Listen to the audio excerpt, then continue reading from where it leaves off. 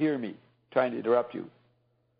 Yeah, she's just on a roll. Yes, but I don't stop. No, that's all right. Yeah, no, that's okay. I'm trying to let you go, but sometimes I have an idea, then you'll bring in another interesting idea, and I'll forget the previous one like I'm doing now, but I think I just remembered it. I don't know if you heard a couple months ago, the Everine said there are 600-year cycles. That's the basic cycle in the universe, 600 years. Well, the Templars were wiped out in 1307, and 600 years later it comes up to 1907, 1908, 9, 10. That's when Wyndham Lewis comes back to London. But it's now 100 years after that. But I'm saying the 600-year cycle is from the massacre of the Templars on Friday the 13th, and then you have the Paris thing. And it is an operation happening in Paris in 1307. You know, it's the same country. So maybe the 600-year cycle is applicable here to your pattern, Roxy, because it may not be actually 1307. Ian says our calendars are all screwed up and not accurate at all. So it may be actually 600 years from a couple of weeks ago and back 600 years to whenever that was in the 1300s or 1200s approximately, whatever it was. Could have been more precisely than the numbers indicate. You know, 1307 and 2007 is 700 years. Anyways, it's interesting. It's 600-year point. And also the President Hollande, it was like an homage to the victims of the attacks. And he said, La musique est insupportable aux terroristes. The music is insupportable to the tourists, and they make a big deal that they attacked their culture, and this concert hall that is 200 years old. So what did you? I found it. Did you say? You're saying the music? Music is terrorism. Is that what he said? Music is terrorism. I don't think he said that. But what? I didn't get what you said. Cannot stand the music. It's terrorists cannot stand the music.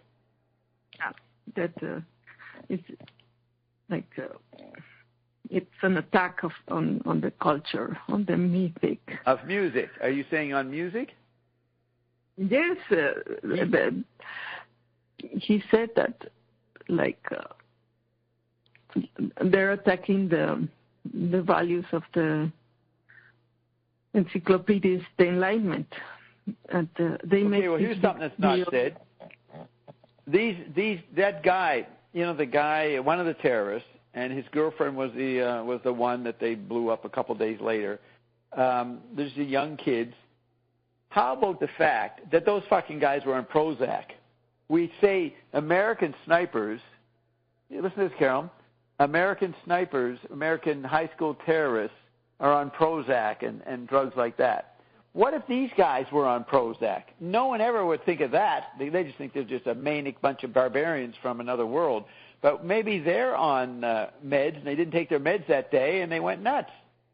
What do you think of that? No, they're on religious drugs. Well, there was an article in the German press that maybe combination. They are on a drug called Captagon.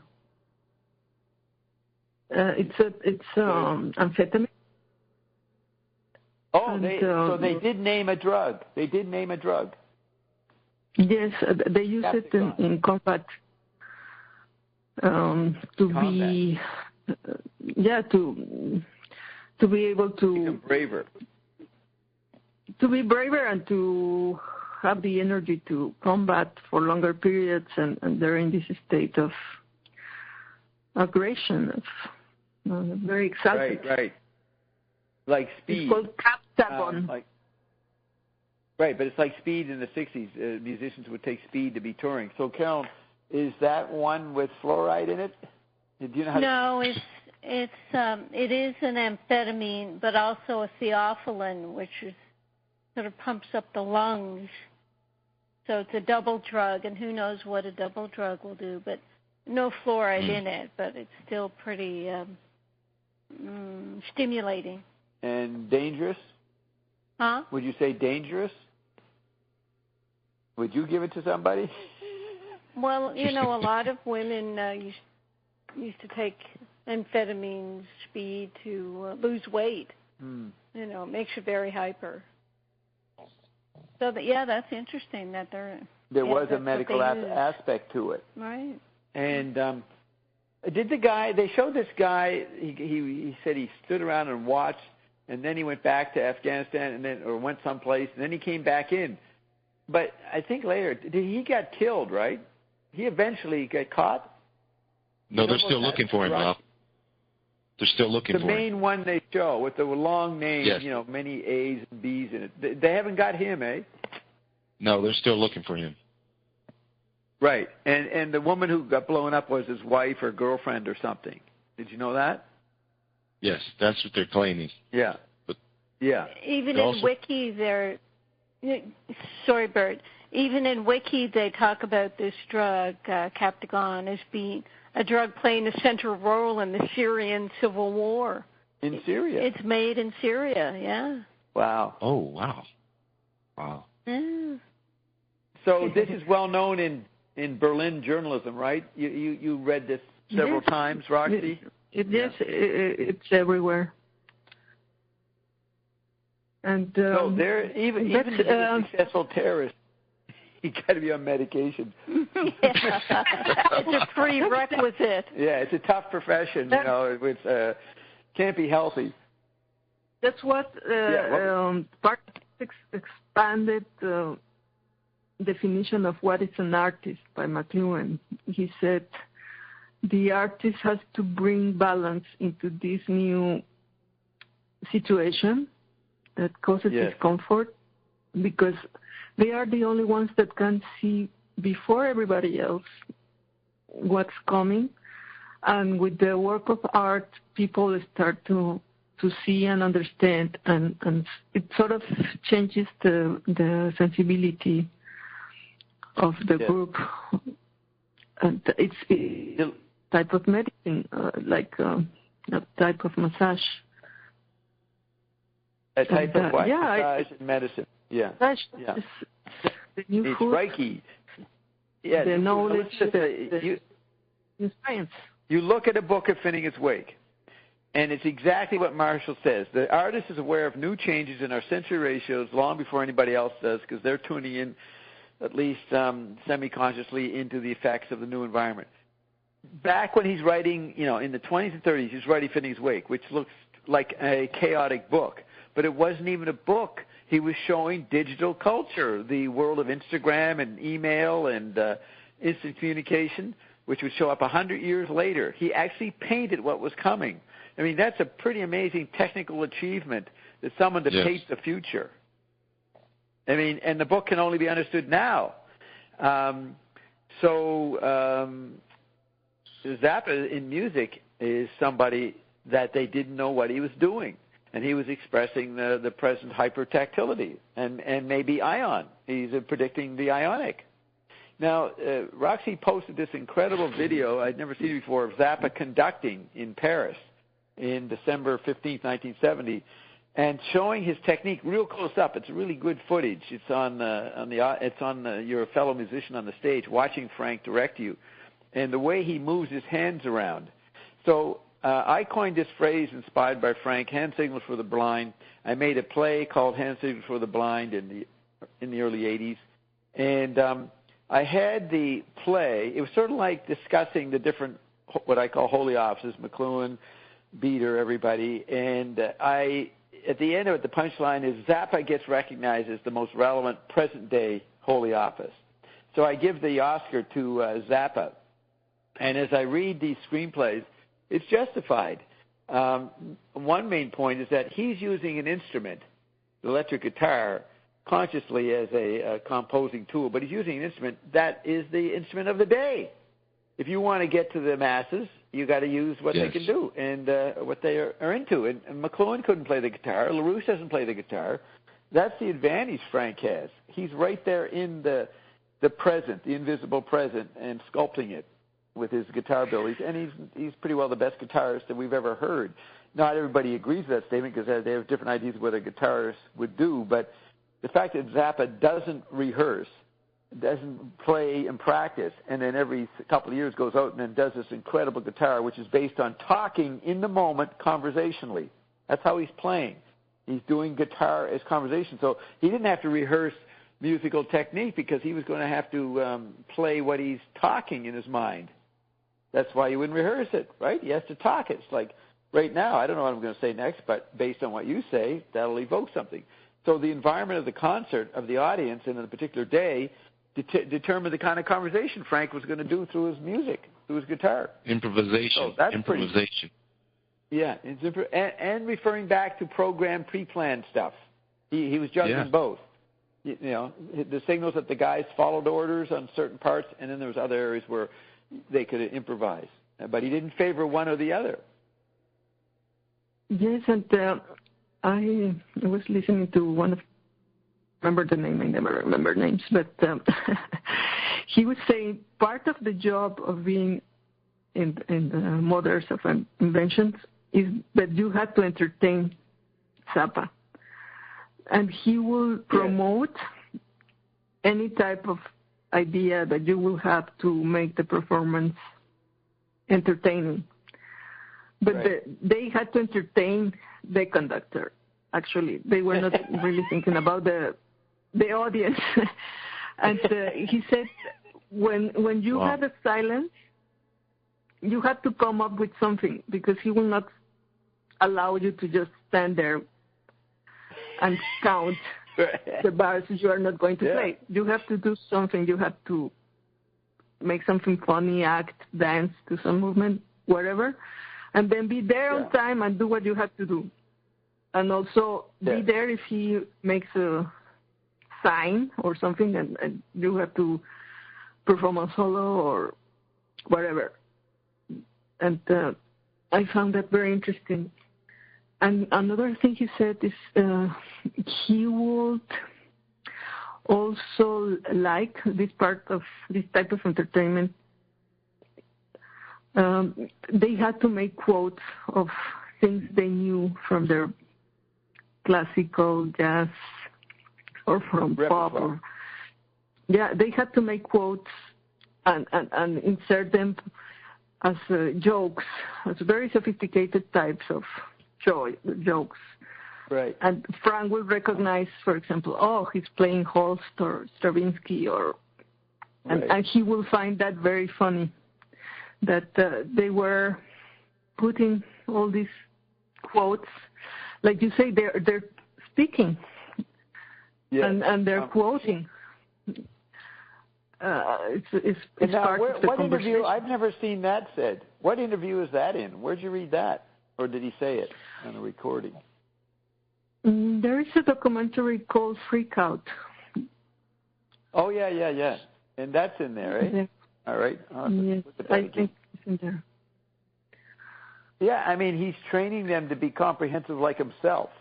And this is what Carolyn Guertin talks about, the remix culture. They must remix what they know and apply it in a new situation, or the cultural references that they can make fun of or supplement or praise. I mean, he was turning them into mini Zappas. That's what he was doing. Yes, and for example, there is this cadence. It's called the Alleluia cadence that is used for religious music for ending, like to say Alleluia. And he will allow this type of formulas only as jokes. You know, like, okay, you're doing this formula, but it's a joke. But he will not allow the musicians to just use these formulas to play. They have to go beyond, explore possibilities of their instruments. In all ways, in the melody, in the rhythm, in the sound textures, what they could produce. And was this particular to the? Was this particular only, Roxana? Was this particular only to the Mother's Invention or all of Frank's bands, which you were describing? All the bands. Earlier? All the bands. Wow. Yeah. Wow. It's high quality training. Maybe not so. The Mothers of Invention, he eventually dropped them because they weren't skillful enough to do the new demands that the 70s were bringing in. That's part of the reason he broke them up, is that he had new complexities and they couldn't read music and they weren't as good as the later musicians that came. you know, and so I don't know if he demanded the mothers. There's some of it. I mean, he did have Roy Estrada do doo-wop. He was a doo-wop singer, so he'd make fun of that. But as he got more and more amazing musicians, he could draw on their training, on their background. I mean, the first guys in the mothers were working-class guys who didn't have much education, just were good singers and musicians, Jimmy Carl Black and Roy Estrada. So they had no musical training, but they had the pop culture down of the world that Frank came out of, you know, doo-wop and R&B. So they could play off and improvise on that. But once Frank got better instruments and more complex compositions, he required more training in his musicians. And the other thing was he liked music, all types of music, and he was not into, oh, this is classic, this is jazz, this is this, and this is that. Right. He liked any type of music, I think. Well, I just read where he explains he saw the R&B guys when he was young having great fun. He saw some classical musicians having great fun. And so he said, what's the difference? The key is to have fun. If you're having fun, then you're a valid creation, you know, and not some boring dogmatic thing. So the classical guys were equal to the R&B as long as they were having fun. There was another point. Oh, yeah, here's something people don't know, is that another factor that got musicians in the band is their name. Frank had a neighbor in Lancaster when he was in high school named Denny Wally. And Denny Wally was a musician, so he knew Frank since they were teens. But it wasn't until many years later that Denny Wally got to play in Frank's band. But the reason one reason he would get in there, the subliminal puppetry that Frank was doing, is that he wanted to make fun of David Wally, who wrote the first book on Zappa and had a falling out with Frank. So Denny Wally gets in the band because it evokes the whole drama with David Wally. All right, same last name. The sergeant, the cop in Cucamonga that busted Frank for that fake bullshit porno tape was a guy named Sergeant Willis. Well, that's why Ike Willis got in the band. Wow. Is that incredible? And there's a couple other examples I don't have right in my mind. That's what he was doing. In other words, it's like Finneg's Wake. There's a lot of biographical stuff in Finneg's Wake, but you have to really know Joyce's life to find it and see it. But it's only one level. It's like having your chemical body in there. And then you have your TV body, which would be making fun of musical fads like the Beatles. And then you have your chip body, which would be this digital tactility of hyper or whatever, maybe electronic stuff. The different bodies are in Frank's work as they are in Finneg's Wake. And so the story of Frank's life and his own synchronicity in his life of names showing up again would be a pattern that he would include. And you would have an advantage over someone else if you had a name that Frank had already encountered in his life. It's like these, the things at the end of the movies or TV programs. If somebody, it's similar to a real person, it's just a coincidence. Right. What about at the end of the movie? You mean the credits? Sometimes they put this sign, like any similarity to a real life character is a coincidence. Yeah, I don't think Frank says that at the end of his movies. There's lots of similarities to real and living people that he intends. So it's like Frank. Yeah. It's like each song, each album was like a collage. Okay, first of all, what are you saying, Roxy? Sorry. No, I just said he liked to play with that, like in 200 Motels, the band is his band, and Ringo is Zappa. Yes, Ringo, that's right. And then what were you saying, Bert? I would say it seems like what you just laid in there that about Wally and Willis, is that it's almost like his song, each album, or each part was like a collage of so many different elements that he wanted to project onto the audience or anyone. It's a collage of levels. It's a collage of levels. which can reference to multisensory, synesthesia, to technical environments, to sociological patterns, countries like Lewis in this book, Tar, came out in like 1918. The characters represent countries, and he was showing how World War I happened by the clash of the Russian and the French and the German and the British. And so he would show that clash among the artists in this novel, and the artist is set before World War I, right? So each person, each character represented a corporate entity, a nation, a tribe. So that's part of modernism. He really was a general, a strategic. He's very strategic. I mean, just to put that little quirk on someone who wrote a bad article about him to inviting the guy into the band is just like a left hook, you know. There you go. Yeah. Like Frank had incredibly talented people auditioning to be in his band. All kinds of people wanted to play with Frank. It was like an honor. It would be great to have on your resume. And also you could get known. If you got in the band and you traveled around for a couple of years, you'd be seen. So, but Frank says, I don't care about your talent. You have to have a sense of humor. You have to have some eccentricity. And he didn't say it, and you got to have the right name. You know, to help you. You know, because there was lots of good singers probably competing with Ike Willis, but he had the name, and so he got picked. And then Ike, I'm not saying Ike, you know, was not worthy of being in the band. It was only because of his name. He was very talented anyways, but he had that extra little accident of nature, the accident of language. I mean, look at the name Zappa. What is a word that dominates the 60s? Everybody over as the 60s unfold, they all talk about being zapped.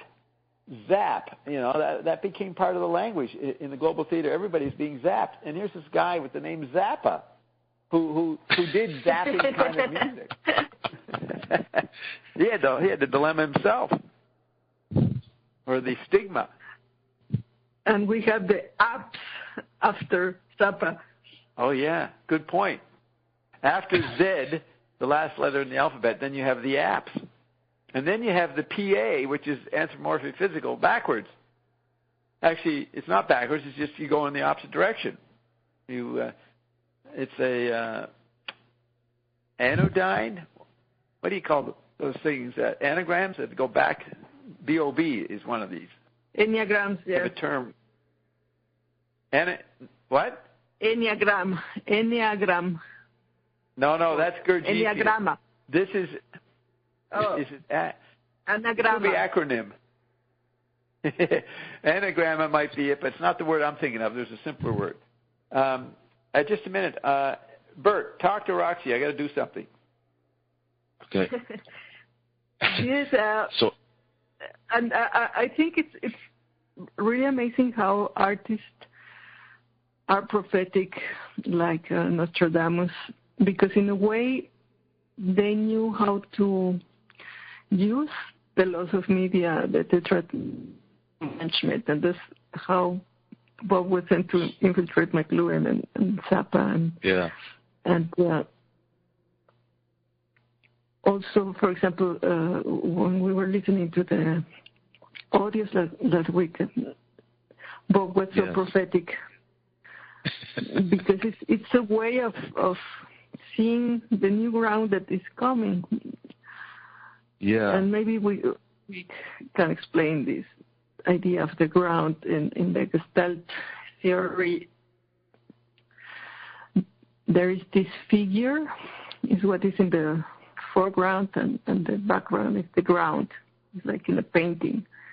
You have the character, for example, in a portrait, and that's the figure, and behind is the background, the ground. And McLuhan went to explore the ground of media, and he said it's not important what the content is. The ground is what is affecting us, and it's affecting the environment. And, I enjoyed Bob's statement. He said in that with the Zappanale that Frank Zappa is like took the modern version of what McLuhan was doing, because he really presented a lot of a lot of material that was presenting the figures of what was going on at the time in the 60s and 70s. And it shows why he was outlawed on the so-called popular media landscape, because he was he presented a lot of teaching tools for those who, weren't going with it was like an anti-environment. He was more of an anti-environment, just put it that way. Yes, and that's part of his style in his songs. He presents the familiar satire as figure. He has these jokes and this type of language you see in the radio, TV, and movies. That's a figure, and behind the ground is this complex music. Yeah. And the people are digesting this figure and the ground without being aware of the food they're getting. So he will play with both figure and ground to make his music. And I think he's a genius. Is it also true that he mixed totally different pieces of work and somehow programmed that it all came out to some form of harmony? Is that true? Well, that's what Bob is talking about when he's talking about the synchronicity. Yes, because he was mixing all sound landscapes, not only from all medias, from environment, from the musical traditions, all musical genres, but also his own music. He will remix and repaste and to create very complex, to be innovative. That was one of his techniques. He will mix things. Or, for example, he will take the bass of a song and put it with another song, or the rhythm, or different tracks. But different tracks that were in different tonalities or in different rhythms, and then he will translate that transcribe it in a score, and that will be a new thing, much more complex. Was that part of his Synclav research? Well, the Synclavier was an extension of that because it made it easier. At the beginning, he would just, for example, cut and paste with these tapes, like in the concrete music, or mix different tracks. For example, something he did in the studio with something he did in a concert. Different solos, and not only of the same song, complete different songs. So he was getting a remix, a replay of much more complex. Damn. In all aspects. But he was always surprised that instead of being chaotic and dissonant, and it was musical, and that was his surprise, because he said this is a type of alien synchronicity that he could not explain. How come things in different tonalities, different rhythms will sound so good, and with the Synclavier, he had the opportunity to experiment faster, and it was easier because he said he doesn't have to pay the musicians for rehearsals. He has all these instruments, these virtual instruments in his library of electronic and sample. And he can program all these things. He doesn't have to write the score. He will just put them in, and he will be able to cut and paste and remix and reverse, do all these things we are so familiar now with computers. And he said, I just need electricity. These musicians never get tired. They don't have to rehearse. and they can do very complex things in tune, and in the right tempo.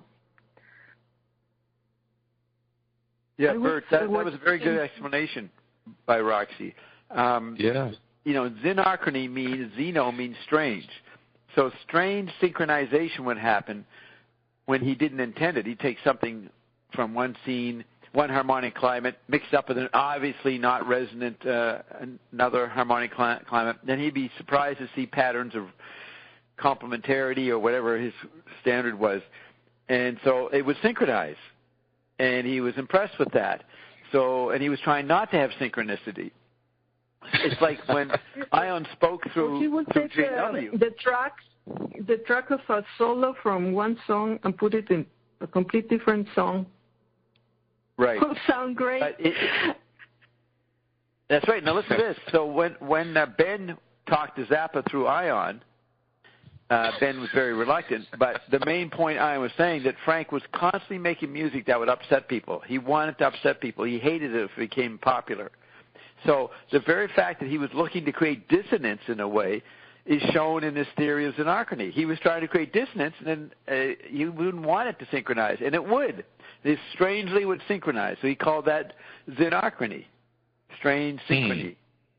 And that's what you asked the right question. The perfect way to use technology to make something new, because what can you do that is new in music? So he will go and by chance find things out that he will not do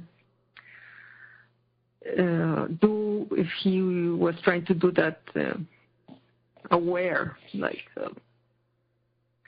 he's feeding this machine with information, and now we have programs that can do all types of variations of a theme. You can make all types of, for example, Baroque music or classical and this, and you just enter some information and the computer programs different variations, or you can enter a melody and the computer makes the harmony.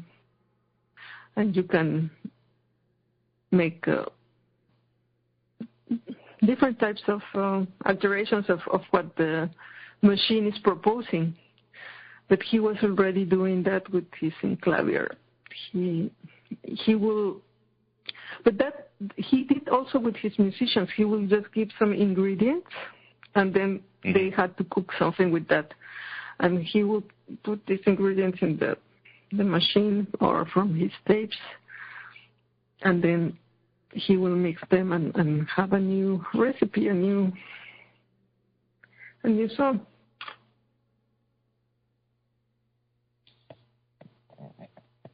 He was the last great composer, really. I mean, just you sharing that, it's a sign that he used all the different, I mean, he was self-taught classically, but then he got into the electronic music and then saw or experienced so much, and he just threw it all in there. Because the Civilization Phase 3 is amazing if you listen to it again. I mean, if you listen to it, he mixed so much in there that you could, each time you listen to it, just like listening to Ion, you hear something else, just the whole mix. It's amazing. Yes, and it's like Ion. He has these very serious things going on, very experimental, but then you hear the lyrics and they're all funny. Yeah. So okay, guys, here's something. Yeah, go ahead. There's this I see that very ironic, the satire and the humor into all of his work. He's always trying to trick you up or set you up or make you aware of a shift. That's what Ion's always doing too. Going along, setting you up, and all of a sudden he's praising you, and all of a sudden he turns on you and points out what you're really screwing up with. But I found the quote on "We're Only for the Money." So he's making this in '67. He's not going to get the Synclavier for another 15, 20 years. And he's already... It's like he invented the Synclavier. What he was working out in the 60s, was the idea of something that then could be made by humans later, responding to Zappa's vision. So it says on the album cover, it says, all the music heard on this album was composed, arranged, and scientifically mutilated by Frank Zappa. And in brackets, with the exception of a little bit of surf music, close bracket. Then he says, this is what I'm going to ask Roxy about. None of the sounds are generated electronically. They are all the product of electronically altering the sounds of normal instruments. So what's the difference there? What's a generation sound by electronically? What's that?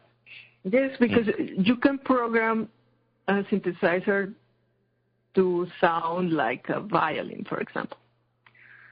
Yeah. But people who really know about music and instruments can see the difference. It's like you have in these organs, you have flute and strings and whatever that are supposed to be those instruments, but you can hear immediately this is not the real thing. It's an artificial sound generation instrument trying to be the instrument. And the thing with the instrument is when you play, for example, a violin, you have different types of attacking the instrument. For example, play legato or staccato, and you can do many different types of things as you play. And in the electronic instrument, all notes sound the same. So that's one of the things that many people were criticizing about electronic music, that they were trying to imitate the acoustic orchestra. But I think that's not the point with the electronic music, is to go on and explore other sounds. But I think that was also part of selling the synthesizers and the organs, to have these libraries that were supposed to be orchestra sounds or pianos. And you have now, the Synclavier already had digital recording, that's the sampler. So you have a digital recording of an acoustic instrument, or there are new technologies of synthesis. You have the waveform of instrument, and you can, it's like a digital recording. You have like the ground of the sound of the timbre, and then you can alter some of the parameters or values. Parameters, yeah. Yeah, to make them change, to edit these fabric sounds or fabric libraries. But people who work with acoustic instruments and electronic instruments can hear the difference immediately. This is from a sound library, or this is a real orchestra. Right. So listen to this. When he says none of the sounds are generated electronically, that's what the first instruments do. They would make an orchestra happen by generating them electronically, right? They try to match an orchestra. So he says none of the sounds are electronic. Generated electronically. I suppose. No, he says are generated electronically. What does that mean? What's it mean to be generate a sound electronically? Yeah, you have the synthesizer or the sampler. Okay, right. And you make the instrument. You have many different values, parameters to program an instrument. We call them patches. Right, and you're doing it to stimulate. You want to fool people that they're listening to an orchestra. You make it sound like an orchestra. That's not what he's doing.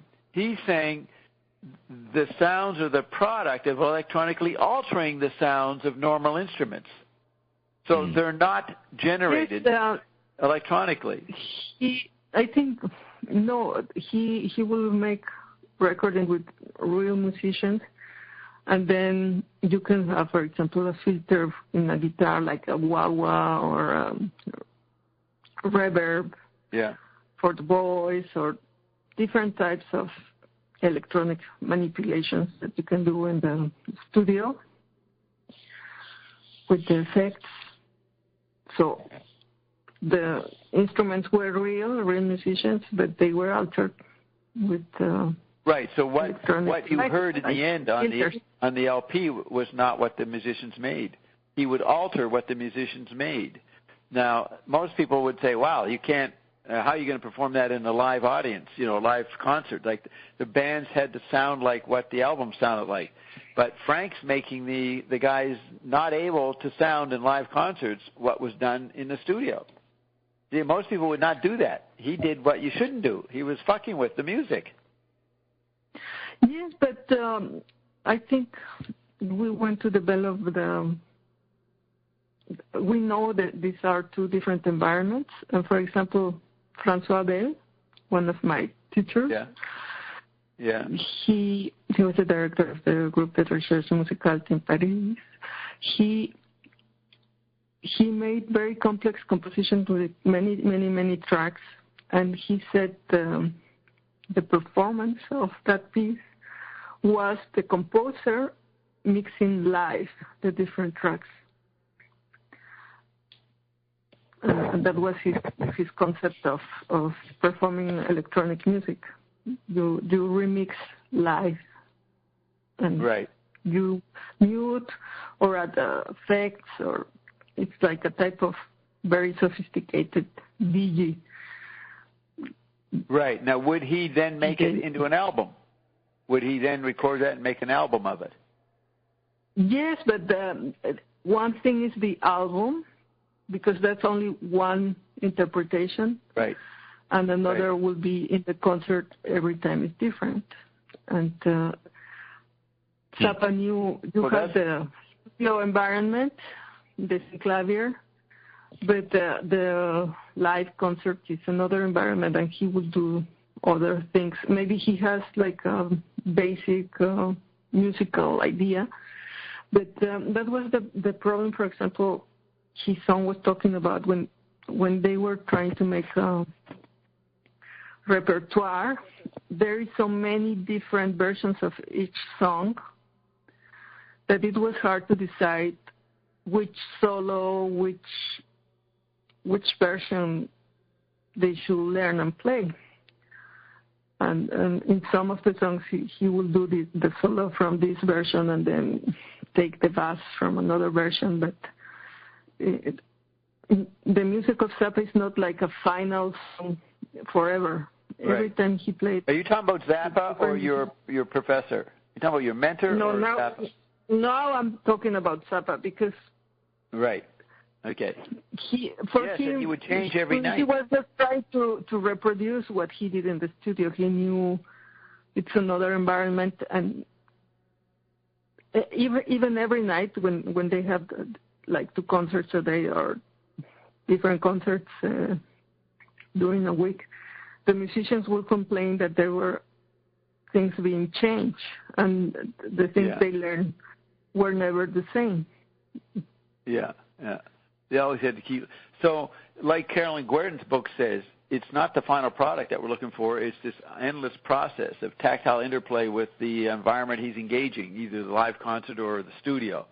That's the art, the ability to interact and stay involved, not producing some finished product. It's a replay. Everything is a replay and a remix, and it's how we engage in conversation. We need to replay patterns. We need to replay experiences or whatever. Right. Now, he says, after that statement, none of the sounds are generated electronically. They are all the product of electronically altering the sounds of normal instruments. Then he says the orchestral segments were conducted by Sid Sharp under the supervision of the composer. Then he says this whole monstrosity, there's your monster, this whole monstrosity was conceived and executed he's calling the album Monstrosity, was conceived and executed by Frank Zappa as a result of some unpleasant premonitions, August through September 1967. So these unpleasant premonitions. Then he says, all premonitions continuing to come true. And then he says, is this phase one of Lumpy Gravy? Now, I think he was intending on having Lumpy Gravy come out first, but there was contractual, different companies were putting it out. And so it got all bogged down, took another year to get out. So it came out, I think, after We're Only for the Money. So I have to check that. So that on We're Only for the Money, I think it says, is this phase one of Lumpy Gravy? So the interplay between Lumpy Gravy and We're Only for the Money is united by the electronic altering. That's what's in common. So yes, I think it's very interesting because it's not only the music being affected by the electronic environment; it's the whole environment, the whole society, the whole yeah. that is affected by the electronic. That's Egyptian. Yeah. And, all the kids who would come across Frank and just hear the entertainment part of it, they had no idea of what I'm going to talk about and what he was doing with the technology. He really was an invisible environment. He was known for a guy who ate shit on stage, which he never did, but that's what circulated.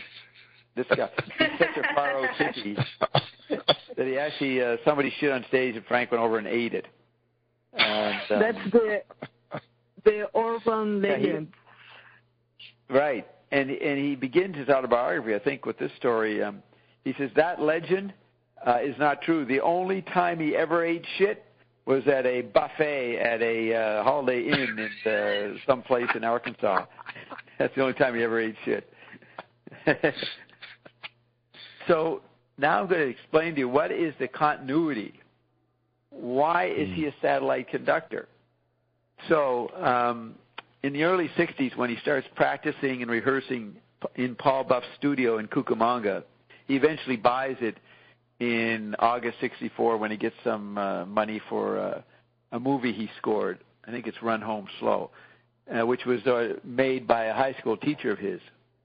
And they were friends, so Frank did the music, and it took a while for the guy, I guess, to complete it or to get out there to make some money on it. So Frank got some money from it. Or I'm thinking he got a access to equipment. Okay, let's. I'm not trying here to be accurate. It's the idea.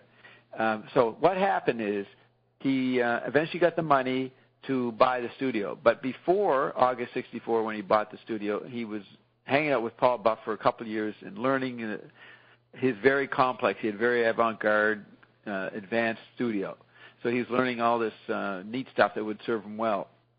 At one point, he buys a bunch of props sold, in Hollywood, and he's able to make a rocket ship. In the studio, there's an area where he puts together a rocket ship. Now, what's happening in that period, 62, 63, 64, is the American Mercury program, I think it was called. They were just starting to, catch up to the Russians and have John Glenn go around the planet a couple times or something. So they're doing early tentative experiments with their rocketry. So here's this, it's a figure. The American population knows that Kennedy has laid out the space dream of getting to the moon by the end of the decade. So it's a figure of what McLuhan would call industrial kinetic space, jumping on someplace and having a goal and trying to get there, while missing the simultaneous travel that people were experiencing under TV conditions, live TV conditions, or on the radio. They were transporting themselves all over the place electronically through radio, so they didn't need a rocket. So to get an old tin can, and send it up and land someplace was a pretty 19th century project. So Frank, I call him a satellite conductor. So you go back to what was he doing when he first got access to a studio? He mimes a satellite conductor, and he writes a screenplay about what he's doing. So you have this rocket set up in his lab there in the studio, and he's going to write a play called Captain Beefheart Meets the Grunt People. So I'm going to go through it and show you different aspects, conceptual continuity, overlappings with Ion and Us, and whatever other things I note. So it begins. This is it's dated. See at the end it says the date of this completion of this screenplay, August 20th, 1964. If it was one more day, August 21st, it would have been Reverend Stang's birthday. I'm not sure. Maybe Arthur Coker's birthday is August 20th, but there it is, August 20th, 1964. He had just bought the studio, I think, in August 64. So he just acquired the studio. Buff moves out, and now he's inspired to do what he was as a creator. He's going to make a movie.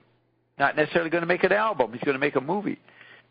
So I read it in detail, every line, and I ticked off points. So we talked about the repeating theme of somebody who worked for the government, some kind of project, maybe secret, getting fired, and they're pissed off. So on the first page of Captain Beefheart Meets the Grunt People, it says there's this desert town called Happy Valley, elevation 37 feet, population 2. And that's Billy Sweeney and his nephew. What's his nephew's name? Is Cecil. And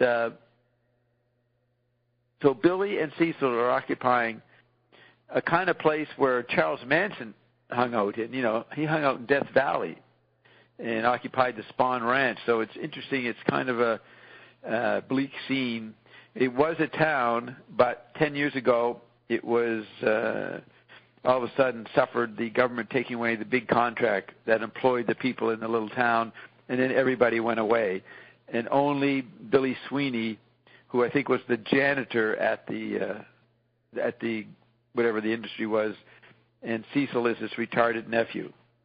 So zipping through what I tick off, little things, they say that the government took the big contract away and gave it to a machine shot in Chickamauga, Alabama. Gave it to a machine. And it's shot. Like, did the machine get shot? What is that about? It's like he gave the contract to the Android meme, to some non-human scenario. Took the contract away and gave it to a machine shot in Chickamauga, Alabama. A movie? Was it for a movie shot? Things are a lot quieter down there now in Happy Valley. Now remember, Zappa in 1970, according to Barry Miles, has a sign on his basement studio before he gets the big high-tech studio 10 years later. He has a sign saying Dr. Zircon Secret Lab in Happy Valley, something like that. I could actually look it up. It's got Dr. Zircon, it's got Lab, and it's got Happy Valley. But he'd already written a screenplay 6 years before based in Happy Valley. So it's autobiographical. There's an autobiographical level here. So moving along, it says Captain Beefheart is the host. He is narrating the story. And he says, this is Billy Sweeney, and it's just as he appeared on that happy day 22 years ago when he first started work at the plant. So there's your 22 right there. So that means 1942? That's when the World War II began. Late 1941, early 42. So 42 and 22 would be 1964. So there's the 22, and I'm just going to flip along here. The next thing is Beefheart himself has a machine. It's called the Watchall machine. So Beefheart has some kind of secret hideout in the mountains, and he can watch everything. So that's sort of like Captain Beefheart. And it says, talking about, let's see, does Beefheart describe himself there? He talks about Billy Sweeney applying himself. What he did when he got laid off, Billy went sort of funny in the head. No matter what, he planned to work his way to the top. And so even though the environment for him to go to the top was disappeared, he couldn't be stopped. Not even the government could stop him. So, the day he got laid off, he became a systematic plan of self-improvement. First, he tore the cover off a book of matches and sent away for a course in space science. He studied diligently, applying himself with fierce determination to each little lesson as it came in the mail. And when he flunked, he kept right on trying. He kept flunking the mail course. But he kept on trying, working his way to the lofty goal he'd set him for himself. A goal you won't believe when I tell you, says Captain Beefheart. Then he says, let's make it up to my secret mountain retreat where I keep the files on this stuff, kids. And then he dematerializes and rematerializes in the secret mountain retreat. So there's Captain Beefheart, out of being this mysterious person that Ion said he was in actuality. So Frank is like, in a way, he's like a strange non-physical situation is dropped in his lap. He's got this lab. He has a friend who's a strange character, like a mini Ion, and he can do all these fantastic non-physical things. And he's just describing the movie about his buddy Beefheart dealing with the environment in Southern California. So Beefheart says to the kids, I didn't lose any of you going through the dimension warp, did I? Real swell. Then he continues his narration. Now then, in order to understand this complex man, Billy Sweeney, and the unusual situation in which he is involved, I feel it would be best at this time to consult the watch-all machine. And he pushes a big red button, and a dossier marked Sweeney pops out of a convenient slot. We suddenly swish pan to a medium shot of Sue. That's Don Vliet. He added Van later. Don Vliet's mother, Sue, is a character in here. Suddenly swish pan to a medium shot of Sue scolding from the doorway.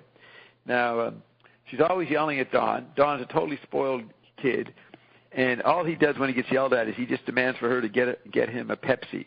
So this comes out in the script. So Frank is literally describing his buddy as a character using biographical information.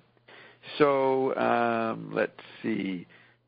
Sue yells at Beefheart, Donnie, how many times have I told you about bringing your imaginary playmates in the house? So the parent thinks that Don is fantasizing everything. Beefheart says, damn it, Sue, I'll bring him in here if I want to. I told you to stay out of my room anyway. So Sue says, is that any way to talk to your mother? Now, is it? And he says, shut up and get me a Pepsi. So she goes and gets him a Pepsi. So that's just a little background. So then it says here, the remainder of this dialogue is accompanied visually by a series of shots of the machine. That would be the watch-all machine, cut to the rhythm of the speeches. Hear that, Roxy? The scene is cut to the rhythm of the speeches, of the talk. That's what we recognize when he's playing. He has this rhythm of a speech. That he's miming, electronically amplified music. So he says the remainder of this dialogue is accompanied visually by a series of shots of the machine, and the shots are cut to the rhythm of the speeches, occasionally punctuated by the watch-all machine effects loop. So there he is spelling out how he composes. Let's see, what else? Oh, yeah. The father complains that Don stinks, and he never washes in his socks or in his bedroom, and they're stinking out the place. And he says, and you ought to tell Don for me, he says to his wife, that his little room smells like a camel who's been eating peanut butter sandwiches. Okay? Now, when Gail reports in one of these books on Zappa, her first night with Frank in August 64, August 66, 2 years later, right around the time Lenny Bruce dies, she says that Frank was the most, ill-kempt, slovenly dressed guy she'd ever met. He smelled, but especially his mustache area around his mouth smelled of peanut butter, because he used to live on peanut butter when he had no money. So here's Frank saying that Beefheart smells of peanut butter. So he must have known, this is 2 years before Gail notices, he must have known that he smelled like that, but he projects it on Don. So that's a cute little autobiographical thing. Are you with me, guys? You still here? Yes. Right? Yes. Yes. Yeah. I feel like you peanut butter now. I can't make out when you're on speakerphone. What'd you say? Yes. I felt like eating a peanut butter sandwich. Oh, is that really before I said that? No, as you're saying. Now you will. Now you will. No. Yeah. Okay, in case you make a sound, so I know you're still there. Because if I get disconnected, I can go on for 10 minutes before I knew it. So I mute myself because I'm just listening